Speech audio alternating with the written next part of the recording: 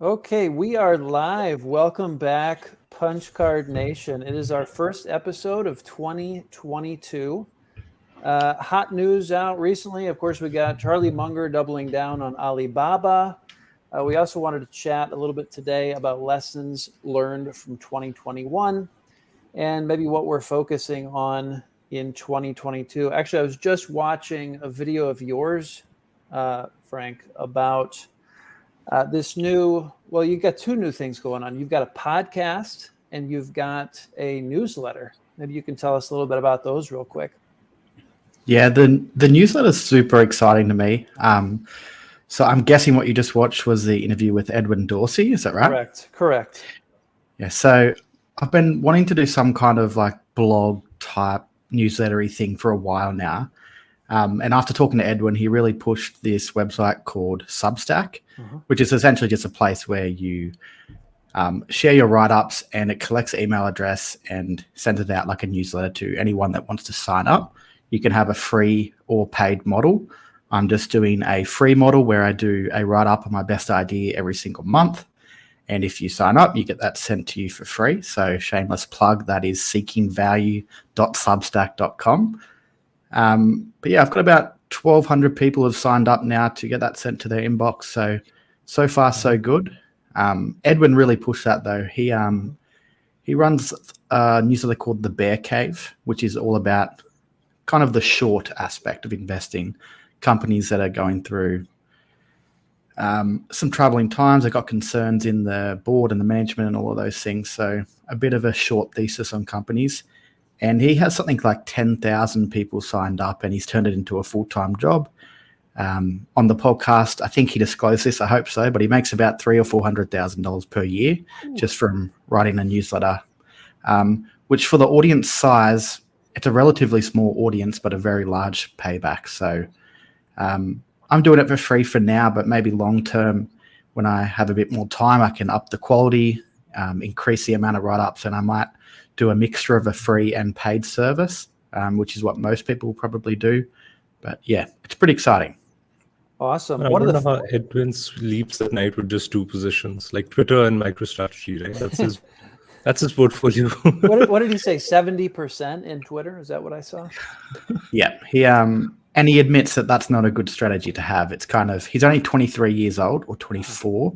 So he's really young and he's earning so much that his portfolio is pretty much just a bit of a gamble. He's like, I believe in the company, but he earns more in 1 year than his portfolio is worth. So he's willing to take on a lot of risk because if he loses it all, it doesn't matter at this age. So he's more worried about the income side before he really starts that compounding, which I think is a pretty smart thing to do. Like, I know I take on more risk than I would probably tell someone that's 40 to do, and a 40-year-old should take on more risk than someone that's 60. So relative to your amount of income, your age, how long you have to compound should kind of affect how much risk you're willing to take. Yeah. And any highlights from your holidays, Frank, that you want to share? How was the time off? Yeah, pretty good, pretty relaxing.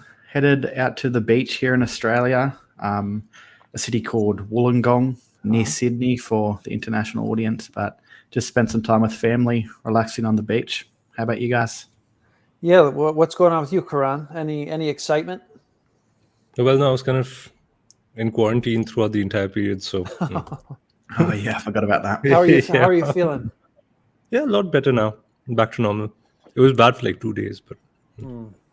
Like up at night with sweats and chills and all that? The regular stuff, everything it's the same thing. We're all going through the same thing. So yeah.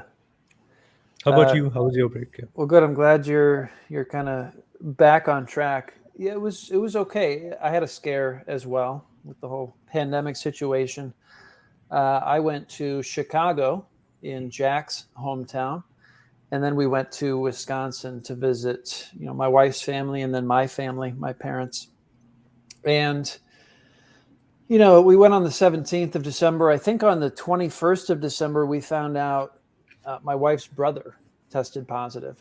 And so we're like, oh, man, we saw him for 3 days just prior to him testing positive. So we're like, Oh man, we're gonna have to quarantine here in Chicago for a week and a half. We're not even gonna be able to go to Wisconsin, so it was a bit challenging. But it turns out, we tested every day, and nobody ever got it in my family, wood. so that was good. But yeah, it's a wild time to be traveling. It's just a bizarre thing that's happening in the world right now. Yeah, so that's Yeah, the market seems to reflect that too. I mean, there's a lot of volatility. I think a lot more than people are used to. At least new investors are used to. yeah. Is it kind of feeling like March 2020 out there? I don't think so. Not Not yet. quite. Not quite. yet. Okay. Not yet. But we still see like Munger's still on the right side of things. I think maybe listening to the 97-year-old is a good idea. Yeah, well, that kind of throws us into the first thing we wanted to talk about, seeing Munger almost fully double down on Alibaba in the fourth quarter. Did that surprise either of you? Yeah, it definitely. Well, I don't know. It does surprise me because it's not a typical thing that we see Munger being so active. But right. it doesn't surprise me that he still has conviction in Alibaba. But I was surprised that he actually went out and backed that up with another double down. I think the first time he increased by about 70% or so, and this time like 98% or something ridiculous. So it does surprise me that he doubled down twice, but it's not surprising that he's still got conviction in an idea that he's already made a bet on. So yeah, it seems like a really historic moment where we get to watch one of the greatest investors of all time, enter something, and then just watch him multiple times double down on this thing as it just drops like a knife, right? It's a really fascinating thing. I'm grateful to be alive at this time when I get to watch what's happening around that. What are your thoughts on it, Karan? Do you Are you guys think that surprised? Warren's also going to pull the trigger? I'm waiting though. Sorry, I think you cut out there a little bit, Karan. Yeah, there's been I'm waiting. speculation for, it seems like ever since Charlie bought into it, that we might see something like that.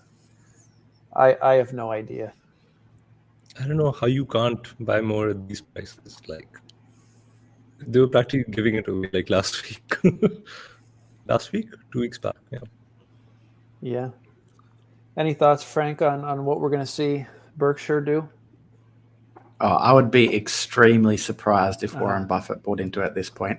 Like, I think it makes sense for him. Obviously, it's large enough of a company that he could put a reasonable amount of money into it. But I think he's a lot more, I don't know how to put it. He's not willing to support the Chinese regime as much as Charlie Munger would be. I think someone like Buffett going public on a big investment in China comes with a lot of political critique. And I don't think he's afraid of that, but I just don't think he's excited about China as much as Munger might be. But obviously, I think it would make sense for him. Right. I think he wouldn't miss like the 5-10 billion that's gone from the cash pile. Like, it's not a huge amount for him, right? Like he's got 130, 140 billion piled up, something like that. He won't even miss 10 billion. Yeah, right? I think it's nearly 140 last I checked. Yeah. Yeah, I don't think I've heard Buffett talk much about China. Obviously Charlie talks a lot about China, but I can't think of a time when but maybe it just wasn't on my radar as much as it is now. Do you recall anything about Buffett talking about China? Well, he's got the BYD investment, I guess. So I'm assuming over time he's made investments in China before. So I'm sure he's talked about it in the past, but there's nothing that stands out. As far as I know, he's not overly bullish or overly bearish. I think it's just another market to him, probably. Yeah, I think he just cares about what the business is. If I can get it at the right price, and I think that's and if the size is big enough for him to make a significant investment, I think that's all that matters. Right. We've got one comment maybe we can tackle real quick. With Munger's latest edition, does this make Daily Journal look more attractive to you fellas? Have either of you spent much time with Daily Journal? Only a little bit, really. I would have to relook at the kind of valuation behind it. I guess if you assume that Alibaba is worth twice the amount, which probably most of us do, then you could revalue that portfolio. Obviously, it's valued with what the current market price is. I guess the portfolio relative to Daily Journal's market cap would probably be fairly close. It might almost be trading at a discount to that. I'm not sure. The newspaper business essentially is dead or dying. You can round that to zero, would probably be the best thing to do. And then they have that, is it Journal Technologies, I think it's called, which is a nice additional upside within the legal area as far as I understand it. If that turns out to be a good business with high margins, then it's probably a relatively good place to put money, or at least look into with Daily Journal Corp, but I don't understand it well enough, and it is hard to put a true value on that portfolio, would be my main struggle. Right. Anything to add, Karan? So then, I mean, in terms of looking at a portfolio and basing value on that, I mean, isn't that similar to Tencent? Yeah, exactly. It's just that there's holdings in the Daily Journal portfolio that we don't have exact access to, and they're hard to value. And it's so concentrated that one position matters, whereas Tencent's very diversified. And it's a very different structure and everything else as well. And then it's also given me extra exposure to Alibaba, which I don't really want to have right now. So I guess the Alibaba stake would make up around, as a guess, 15% of the net asset value, maybe possibly more. So I don't need 28 right now. Yeah, I think okay.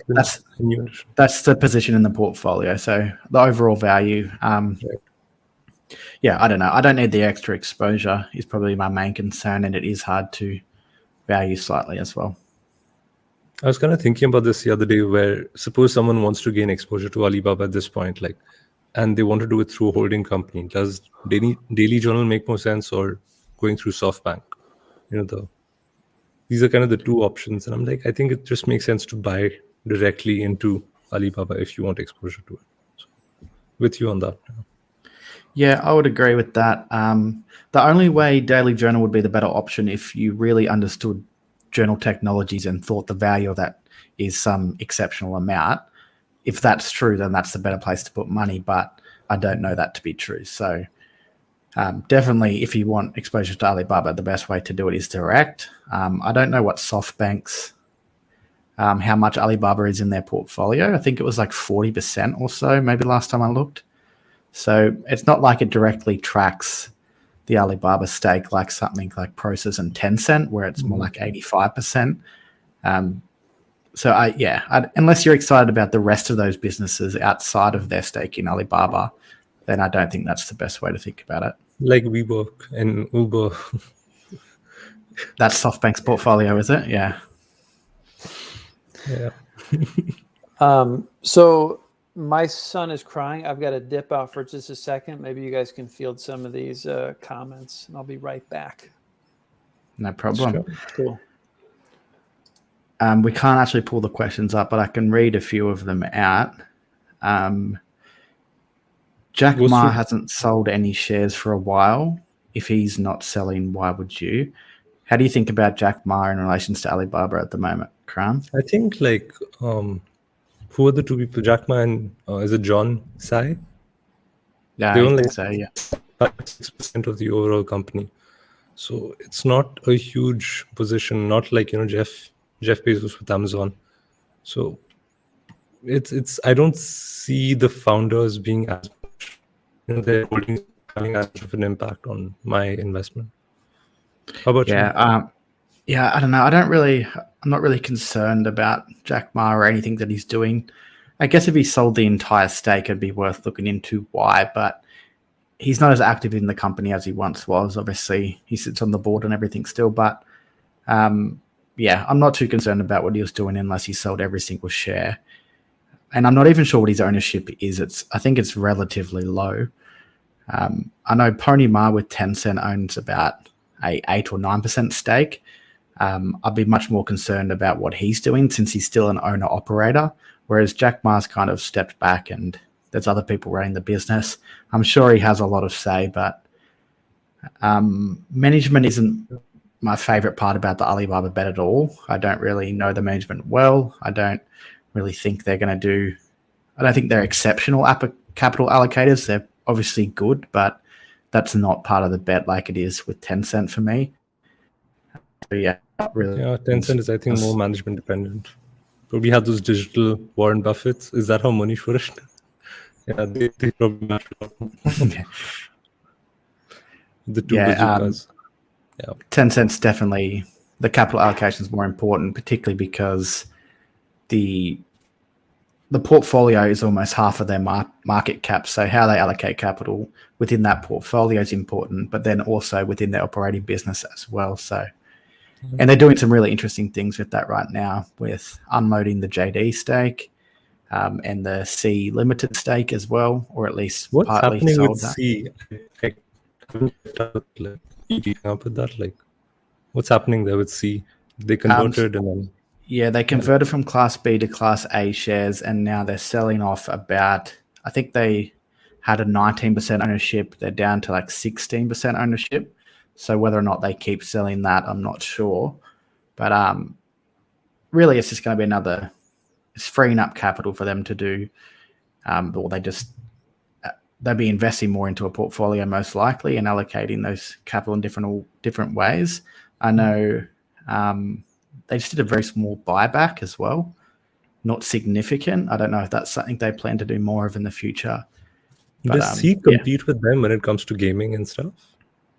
I haven't looked into C, so they would for sure in certain parts of Southeast Asia probably, but I don't really think it's a big competitor.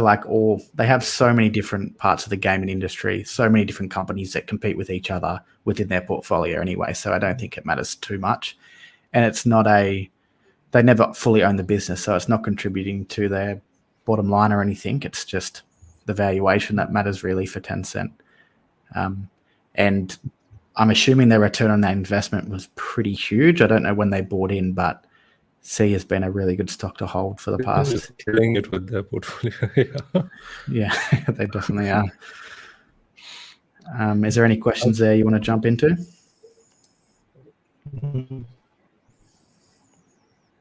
You were looking at DoYu, right, before? DoYu and Huya when they were doing the whole merger with Tencent. I never looked into detail. No, I just seen that it was trading at a ridiculous valuation. I think it got, was like, almost so much cash, right? DoYu, and I think they had more cash than their market cap at some point.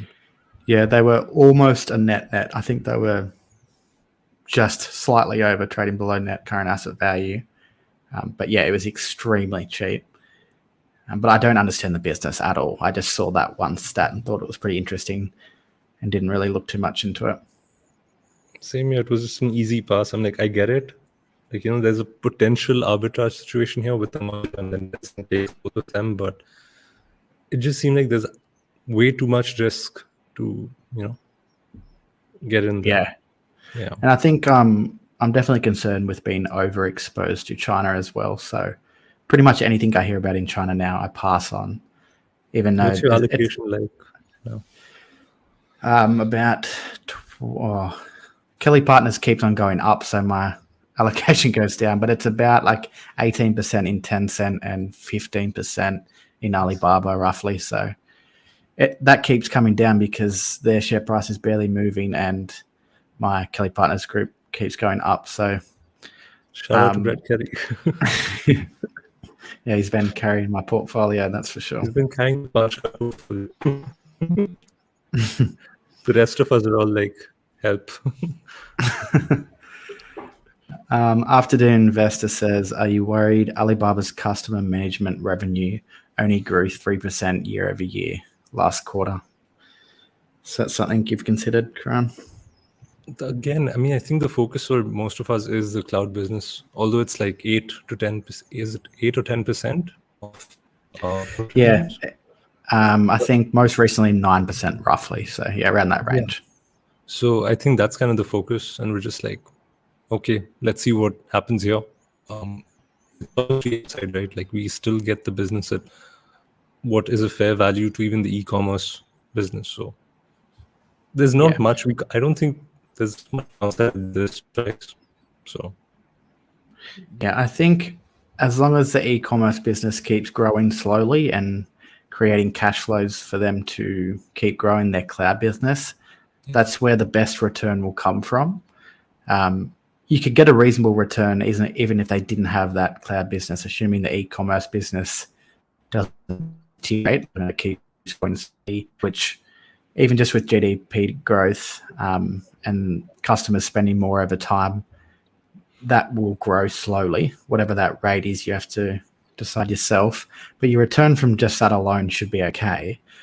And if cloud does well, the return could be incredible. That's the main upside, but you don't have to rely on it, I guess.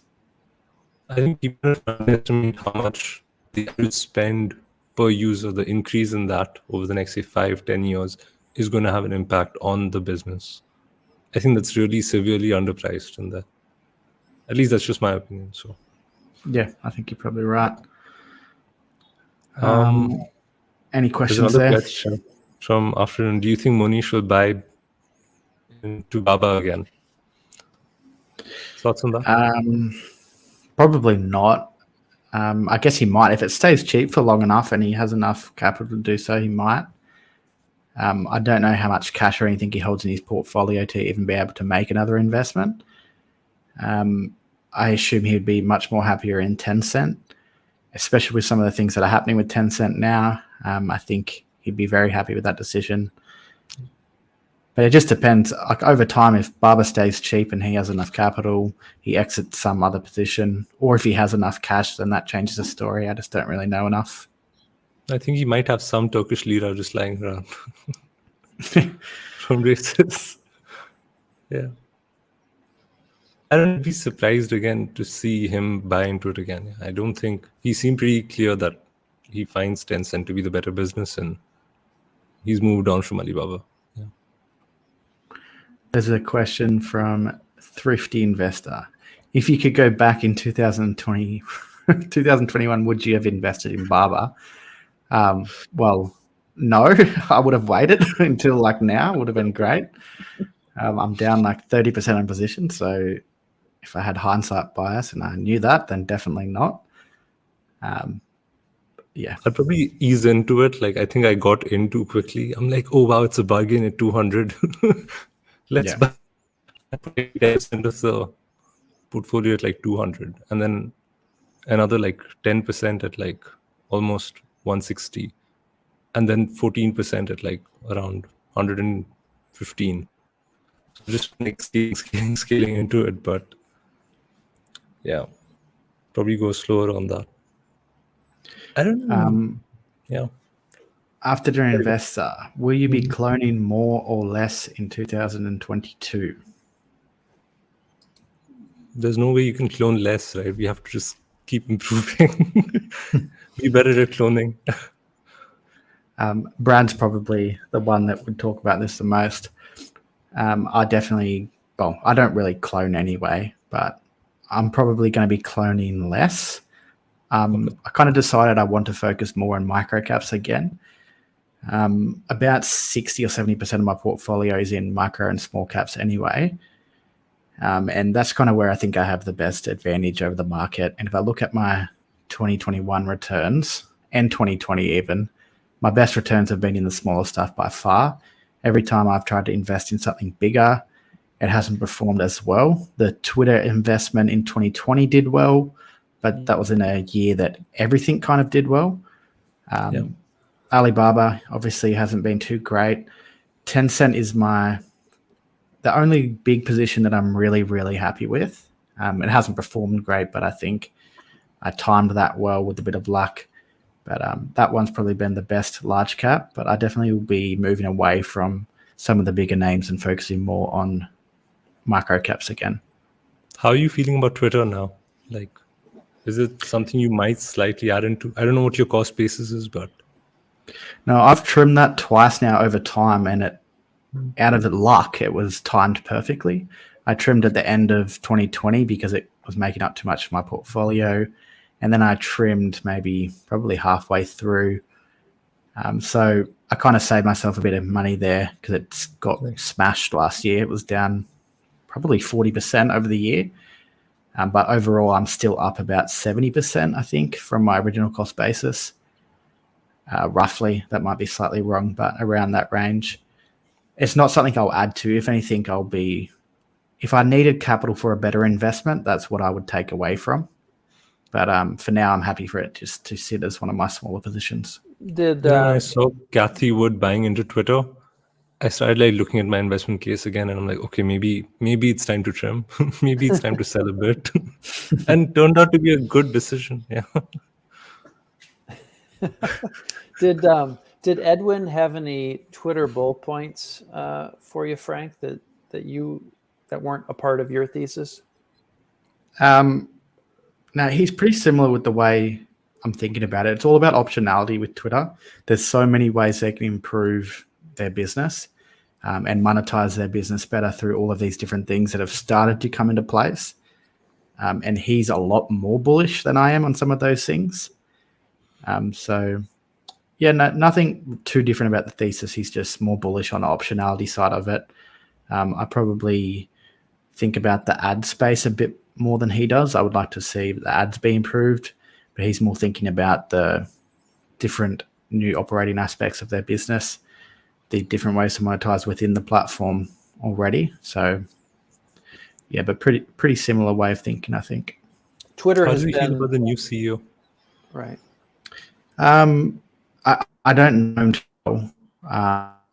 He really stuck to it once he stepped in. He's young. He seems like he's going to continue everything that Jack Dorsey already kind of talked about anyway. So I don't think it really changes anything other than he'll be more focused on the company than not Edwin Dorsey, than Jack Dorsey probably was. So No relation, presumably. no relation. I kind of think of Charlie's quote. It's like, if a company has a bad past, you just pass on it. Like, no matter how bright the future seems. It's kind of how I feel about Twitter. Despite being invested in Twitter at some point. Yeah, Twitter is definitely a more speculative position I took. I kind of made that at the bottom of the market as a bit of a COVID rebound play, and it worked out great in that sense. But it's not something I would invest in right now. It's just the fact that I already hold it, that I'm willing to see what happens until I need that capital to go elsewhere. Then I would probably change my mind. But yeah, it's not something I like too much currently. It was just good at the time. Let's tackle this one. I assume you guys haven't gotten this one yet since it was 2 minutes ago. Would you rather have a deep value micro cap or a medium large cap compounder stock? So this kind of goes back to the conversation we had a while back, Karan, about, I think Buffett, when he was starting out, he was really focused on those kind of deep value plays, right? And there's an argument out there where if you're managing smaller amounts of capital, maybe that makes more sense versus these kind of long-term buy and hold situations. But I'm curious where you two stand on this point at the moment. I definitely would prefer. So a micro cap is definitely what I prefer, but I'd rather that to be a bit of a turnaround play that can become a compounder is kind of the ideal scenario for me. Something small that is perhaps deep value or just being misunderstood by the market. It's kind of a transitioning business is something I like to see, moving from one aspect to another. That really only happens in micro cap land. It's not often that a large cap really completely transitions their business. So I would much prefer something small with a longer run rate. I think it's just an edge that we have as retail investors. The market really isn't looking or paying attention to these. None of the institutions can access. So I would definitely prefer that, but I also want it to be a compounder over the long run, something I can hold for a very long term. But I have nothing against medium and large cap compounders. It's just not my preference. What about you, Brad? Go for it. Yeah. The more I invest, the more I appreciate just how much work it is to really understand the business and the management team and all of that. And I, from where I'm sitting, in order to do all of that work up front, I really want something that I can just let compound. And so I find that I'm not even really looking anymore at these quote unquote deep value plays that don't also have that potential for a lot of growth. So that's where I'm at. Obviously, I'd like it to be on the smaller end, all things equal, because then you have just a longer runway. But yeah, that's kind of where I'm at now. How about you, Karan?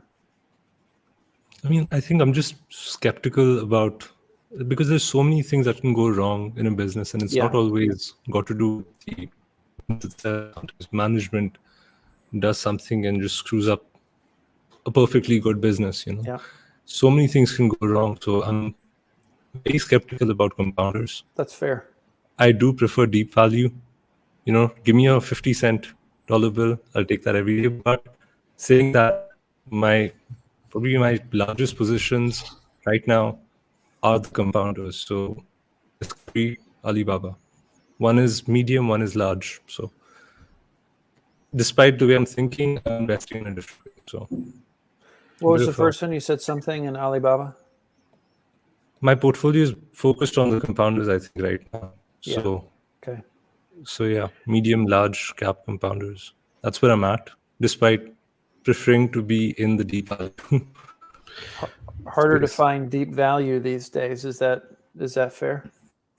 Pretty much, yeah. I think you can still find a reasonable margin of safety in medium and large cap compounders, as opposed to deep value right now.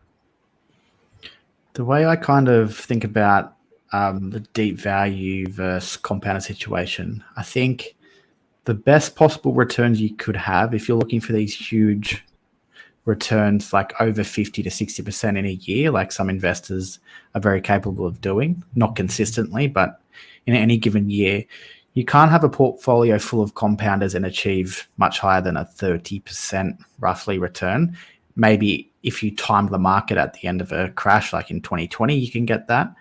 But really, if you're investing in compounders, I guess you can outperform the market if you're picking these really high compounding, high return on invested capital, moat type businesses and maybe get the 30% kind of range. But if you're looking for an exceptional year with really outsized returns, you need to take more of a Joel Greenblatt approach or early Joel Greenblatt and look for these special situations that can, like I was talking about, these turnaround micro cap situations. It could be a turnaround mid cap. There's no reason it can't be that as well. But and if that turns into a compounder, that's great because you get that huge return up front and you let it compound over time. That's the best case scenario. But if you're playing it more safe, you don't have as much time to invest, kind of like what Brad was touching on, then you're better off finding these high quality businesses and letting them run and maybe slightly outperform or get a market average return, which is not a bad thing at all. It's a great thing if you can even track that market. So yeah, I guess that's how I think about it. Cool. Sorry, that was a little choppy, Karan. Yeah, just find Kelly partners and hold on. Just become one of the partners and you're set for life. Well, Kelly Partners is kind of that exact example I guess I'm talking about. It had compound potential all over it, but it was also trading at like 5 times owner's earnings. So it was extremely cheap when I bought into it. So it had that turnaround multiple re-rate story, which I love to see. I thought that multiple re-rate might take 10 years. It happened in 12 months. So I got that huge return up front. Now I can just let it compound slowly at the 15%-ish rate that I think it can do for a long time. Why was it trading so low, Frank? Was it a micro cap and nobody was really paying attention to it, or what was the situation there? Firstly, it was extremely small. So in Australia, same problem as anywhere else. No one's really looking at these micro caps. It also just listed in 2017. It had a really bad year in 2018. Not really bad, but earnings declined slightly, revenues declined slightly. So it was a newly listed micro cap that seen EPS decline. So no one is overly excited about something like that. Add on the fact that it's a boring accounting business. It was a roll up, which comes with more risk typically because it can go wrong. So I think, yeah, there's a lot of reasons people weren't interested in it. And then they all started to kind of recognize the capital allocation taking place, I guess, around mid-2020 is where it started to take off, I think. Nice. We bought it. It was like 30 million Australian dollars, wasn't it? 30, 35? Wow.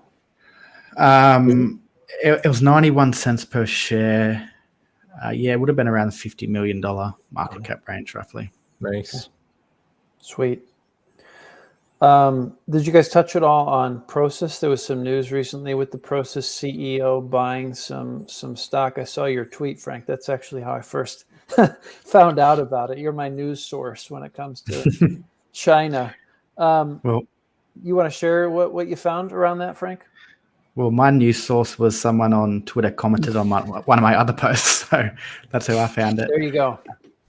It's not like I wasn't following the filings or anything. Right. I just got lucky to be passed on that information. But Yep. the CEO of Naspers bought 10 million USD roughly of Prosus, which I think is really interesting to think that he's buying Prosus rather than Naspers, considering most of his focus presumably is on Naspers. Of course, they are so overlapped that it doesn't matter too much. But I think that kind of gives another signal that Prosus is their long-term goal and main focus for the future, I guess. Otherwise, I don't see why he would do anything else. There is tax advantages and everything else, so maybe he thinks about it that way. But yeah, pretty interesting anyway. We should really have a live stream with discussing the bear case for Prosus, what's terrible about the business, because there's not much. It doesn't seem like there's much to talk about in terms of what's wrong with the business. Yeah, if anybody in the comments has a bear case for Prosus, please hit us with it. There is no bear case according to After Dinner Investor. So there you have it. Anything else that's on your minds? Management compensation was one thing that comes to mind. I mean, that's quite high. But maybe I think I'm just scarred from Twitter. I think just seeing, management compensation on Twitter and then looking at Prosus, I'm like, okay, alarm bells go off, red flags come up. So, is that salary or are you talking about options? What's the options compensation overall? Yeah. Just their pay, their incentive structure. Right. Maybe regulation at some point also, because of the whole South Africa situation, tax, so on and so forth. Yeah, it's a little hairy in terms of, closing that gap between asset value and the stock price. But we'll see what happens. What else have you guys been thinking about recently in the markets? There was a good question by Jason earlier. So are you cloning more in 2022 or less? More or less. Okay. What's your thought about it? Are you cloning a lot more in the coming year? Or?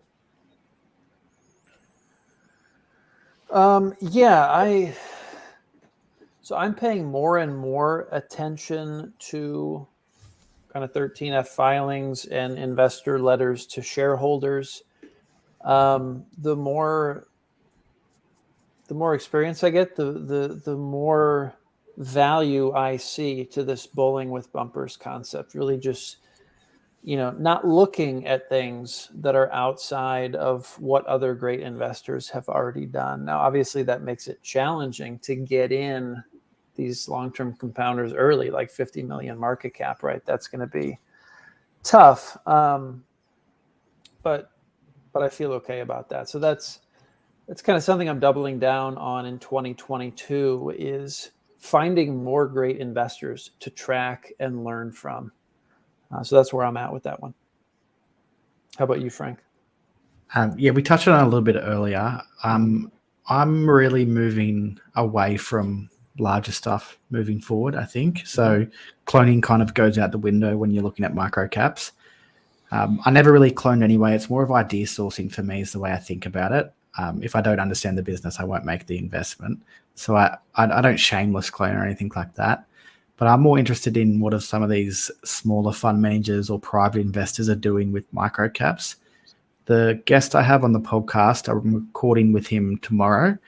His name is Paul, and a European name that I won't try and pronounce because I have no idea. But you can follow him on Twitter. He actually works in mergers and acquisitions for constellation software.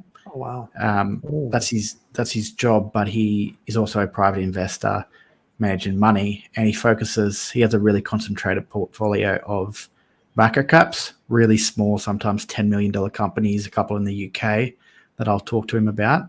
He also has 50% of his portfolio in a company he doesn't want me to disclose yet.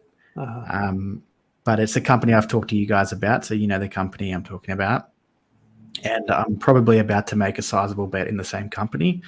So that was call that a clone or whatever. Like, I've done the research now, but the idea come from these smaller investors that I like to follow. So I'll be focusing more on that in this year, talking to these really smart small fund managers or private investors with a similar strategy. He really focuses on special situations, is his main focus, and what he writes about in his newsletter as well. So they're the things that are interesting me more this year. Nice. So you're going for compound 50, is it? Yeah, 5-0. even more. Yeah. Well, he compounded last year's returns were 132 or 142% in 2021. So he had a good year. Nice. So what's his allocation like? If he's really targeting micro caps, is he betting smaller on each one, or does he have like a concentrated portfolio of not that many micro caps? Seven positions. Seven positions is what he has at the moment.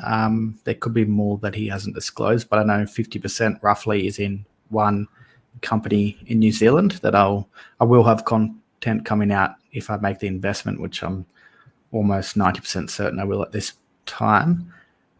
So the rest of the positions are probably around 10% roughly, would be a rough guess.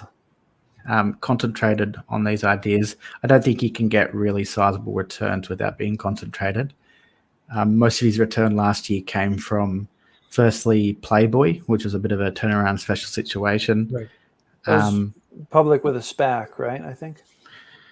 It might have been at some point. I don't know the story to Playboy too well, but transitioning from a kind of rundown business into a new model with a digital focus. I think they're even trying like an OnlyFans type model or something as well, but I don't know the thesis at all.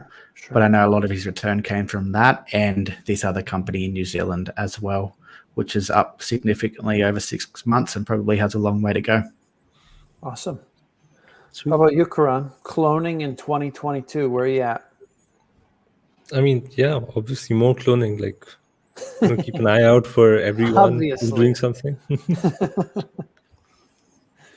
Once you get used to bowling with bumpers, you just don't want to try anything else. You get lazy, right? Yeah. Cool. After dinner, investor said, "What's OnlyFans?" What's OnlyFans? Yeah, I'll send you my OnlyFans link, Jason. I think Jack's getting onto it, right? With the whole robe and everything that he's got. Yeah, good stuff.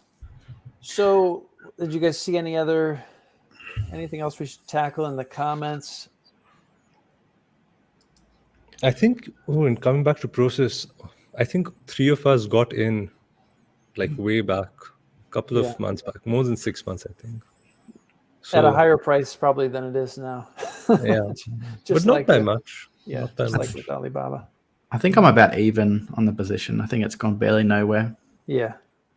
Did you guys want to add more when you saw that Monish had sold out of Alibaba and had to process? I didn't. Was it tempting? Yeah, maybe a little. I'm really, I don't know, I find myself really appreciating kind of a Guy Spear kind of sloth approach of just really waiting until something hits me over the head before. Guy's the man. Yeah. Yeah. So that's how I approach that one. I'm more tempted to add to process in the sense that Tencent are starting to unlock some of their value on the balance sheet The JD shares being dished out to shareholders is a great thing for Process. It's just giving them cash flow to either buy back at 40% discount to NAV or whatever your calculation is, or invest into their portfolio, their VC type portfolio that has great returns as well. So the more value that's unlocked from Tencent in the form of cash that goes to Process is a great thing. And again, that's happening with C Limited, and I think it's going to keep happening. And that makes me a lot more bullish on Process than I originally was. I originally was leaning more towards just a Tencent investment, but now with this happening, I would probably lean slightly more towards a Process investment. But I think I invest in both, so I think obviously it's fine to be in either. This divestiture got me thinking, like, imagine if at some point Berkshire decides, okay, we have to start getting rid of our Apple position. We're going to start paying it out. Like, that would be insane. I mean, hard to think about it, but like, be cool. You guys have any thoughts on that? Do you think Berkshire might ever divest anything? I'd be more interested if they divest some of their operating businesses, like the energy company or something that probably could be worth more if it traded independently. Maybe, I don't know. I'd have to really run the numbers on that, but I'd speculate that they have some fully owned businesses that could be worth more in the public markets. I don't think it's anything they will ever do, though. We got a big Happy New Year from CJ. Hi, CJ. What's up, CJ? Thanks for the Happy New Year. Happy New Year to you. Happy New Year. Let's look at this one real quick. What do you guys think of dividends? I presume dividends probably don't sway you guys at all. Maybe they even sway you in the other direction. But what's your take on dividends? In terms of buying into a company, being interested in a new company. It really depends. Normally, I would say I don't want to see dividends. I want that cash flow to be allocated towards reinvesting in the company. Mm-hmm. Usually, if it's a cheap company, even buybacks is probably the higher return than dividends because of the tax disadvantage of that. Or used for acquisitions is always a great thing I like to see. So generally, I would say I don't like dividends, but for this new company, probably going to invest in. The dividend's important. They have like a 5% yield. The revenue's not growing at all over the next 10 years. It's probably going to be flat. So part of the downside protection and even part of your return will come from dividends and potentially special dividends. A special dividend is probably one of my favorite things to see in a company. That's very opposite. It means there's some extra amount of cash flow that just gets divvied out. It's usually at a really high yield. So if you can know that there's a special dividend that's potentially going to happen, that's great. Or even if a company has had a special dividend once in the last 5 years, at least they're willing to do that if the capital comes available. So I like it in that sense. But yeah, it can be like a nice downside protection. You get a nice little yield at whatever rate you want. But yeah, generally you would like to see that reinvested elsewhere. Special dividends aren't classified as qualified dividends, right? It's different, is it? Yeah, different type of dividend. I don't know how it's classed properly now. Okay. I think it makes sense if you have it in like a tax advantage, or a zero tax account where you can get your dividends in. And if you need the income, but otherwise, better to let the capital allocators compound. Right. Yeah. Absolutely.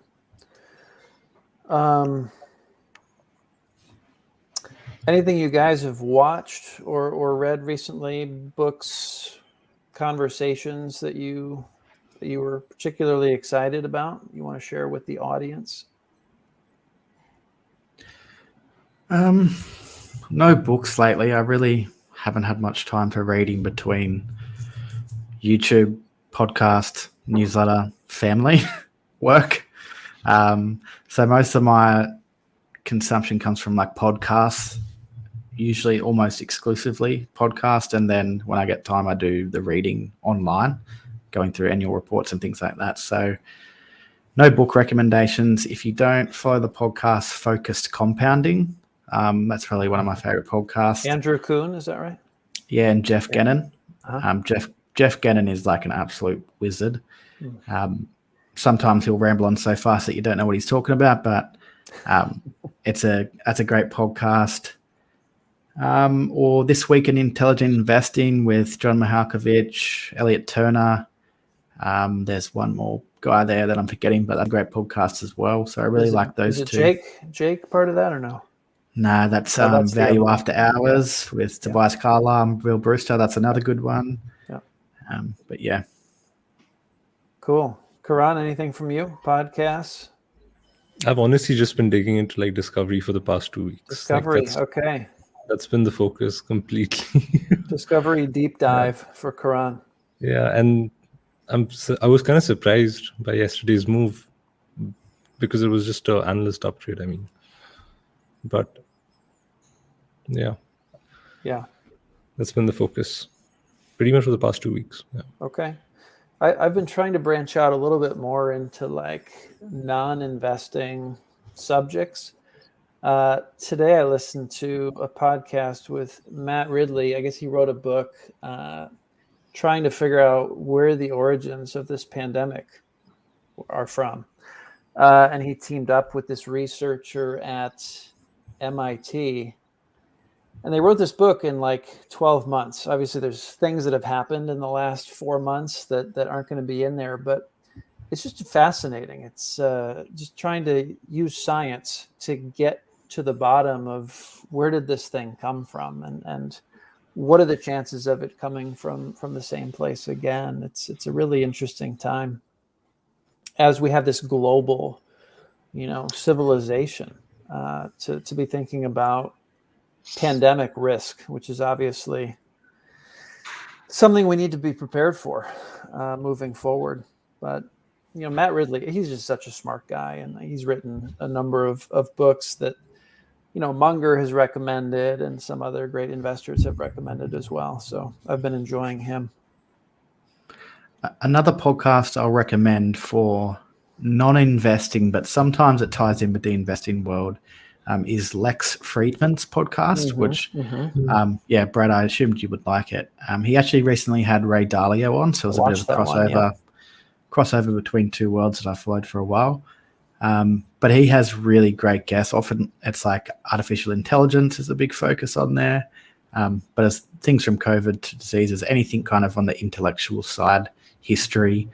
That's a great podcast too, that sometimes you can take lessons from those type of things and applied into the investment world, which that kind of multidisciplinary approach that I guess someone like Munger's big on.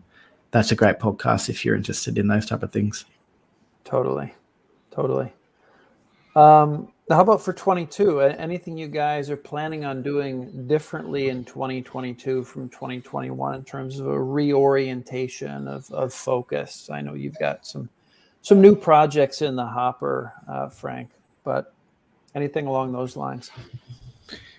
Yeah, my main thing is switching back towards investing in smaller liquid companies. The microcap focus is a big one.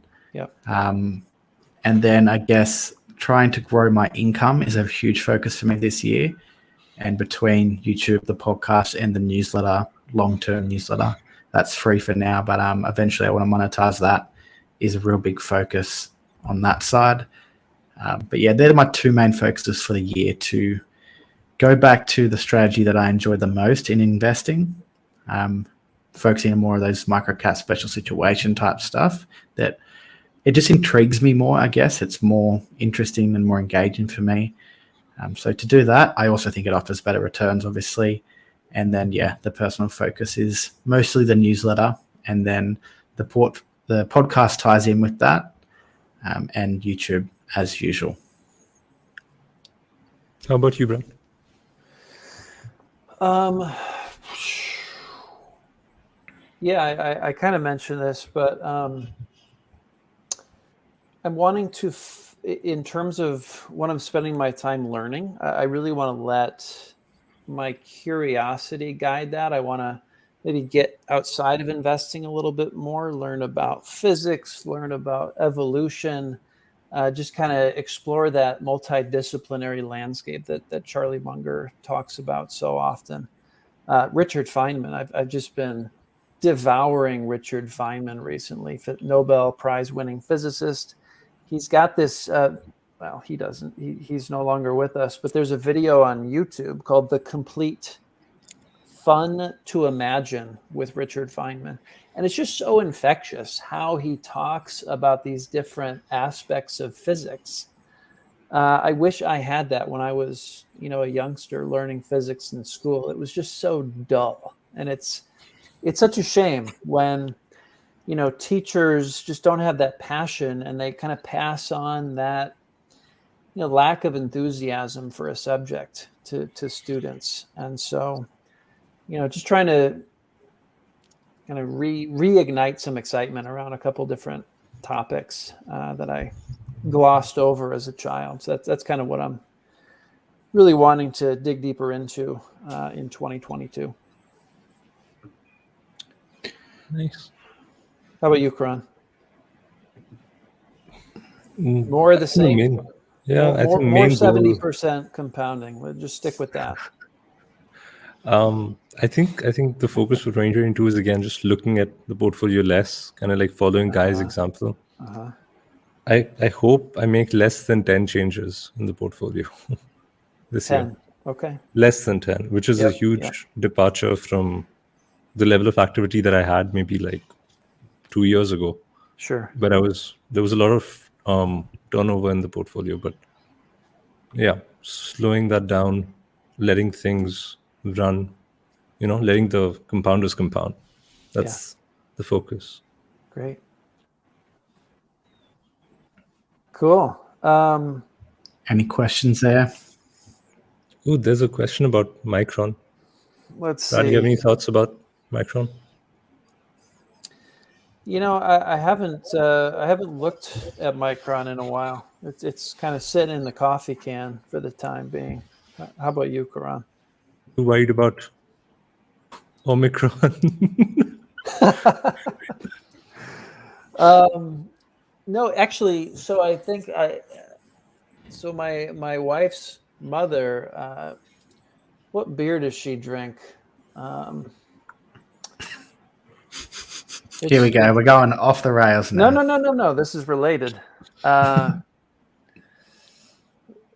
It's anyway. It reminds me of something involved with the pandemic, and it actually it's done very well. Corona? Yeah, Corona. So maybe it'll have a similar effect. People think, oh, this is gonna crush Micron, but it may actually be a boon. So we'll see what happens. That remains to be seen. I'm not worried about that though. One thing that I was intrigued by that I got from this podcast today. Who was I talking about? My brain just went blank. Matt Ridley. He was saying, he was asked, what's the trajectory of this thing? Are we ever going to get it under control? And he was saying, he thinks it's going to morph into the common cold. And it's just going to be another cold that people are constantly passing around. So, but that I hadn't heard that one before, but it's interesting to hear all these smart people can sometimes have very different ideas about what's going to happen in the future. So let's see. Anything else you guys see here? There's a question from After Dinner Investor. Yeah. A bit above that Micron one that says, what will the catalyst be for Alibaba? The second half I like better is like, do you worry about a catalyst? Are you looking for a catalyst in your investing? Yeah. How do you guys think about catalysts? There's so many moving pieces in Alibaba that are working, and we get so many of them for free. Like, there's, I think, multiple catalysts, if you want to classify them as catalysts, but I think the overall business we're getting it at such a good price that, everything else is okay. Like, margin of safety cures all. So, yeah, I think back to, I think when Pabrai would do the VIC write-ups, often at the end, there's a catalyst section, right? And he would say, value is its own catalyst. If you get something cheap enough and it's actually a solid asset, things are going to take care of themselves. That's kind of how I think about that one.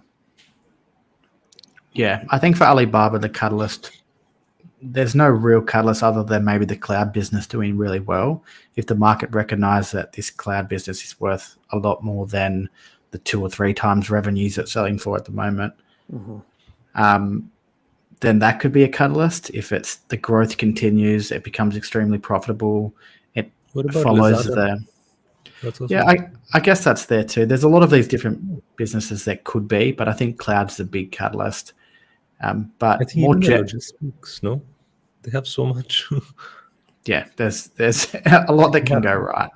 But I think for the market to really revalue and apply a better multiple to Alibaba would be cloud's our best hope, I guess, or maybe something in the regulatory realm. If some reason it really calmed down in the regulatory environment, then that could be its own catalyst as well. But more generally, I think if you're looking at special situations and things like that, you really do want to see some type of catalyst that's upcoming that can create some kind of multiple re-rate or mean reversion or something for sure. But Alibaba, yeah, not too concerned with that. Yeah. Let's do this last one. Why don't you guys submit ideas on Value Investors Club? Maybe you do. Have you guys ever makes submitted? You think we don't? Right? That's very presumptuous. Maybe ideas are just shit and like they don't accept them. There you go. I've never submitted an idea to VIC. How about you guys? I submitted a Kelly Partners one about a through, so their mistake, not mine. There you go. They are pretty. It is hard to get an idea through there, and I don't think it brings any value to you to get it put through there. I guess there'd be a little bit of a gratification if you can get one through, Right. but also I like a longer format write-up than I see on Value Investors Club usually. Every now and then you get a really detailed deep dive, but that's typically rare. I think places like Substack or even just personal blogs usually have more detailed write-ups than Value Investors Club, but they're obviously harder to find. It's a lot more noise to sift through. I like the Seeking Alpha write-ups that are there at times. Not all of them, but like some of them are quite good. Yeah, there's a lot to sift through on Seeking Alpha, but same thing. You can get some really great ones on there too. Yeah. Cool, guys. Well, I think that's a wrap for us today. Nice to spend time with you both and with everyone in the comments here. You've all subscribed. If you haven't subscribed, do it now. Hit the like button. We love you guys. And we'll see you a week from now. Hopefully Jack and Tom. I think Tom's at a wedding this weekend. That's where he is. And Jack's probably closing another real estate deal. I'm not sure. I think he's dancing somewhere. Is he dancing? Okay. Maybe he's dancing because he just closed a real estate deal. But yeah, hopefully we have the whole crew back next weekend. And keep on compounding, guys. All right. See you later.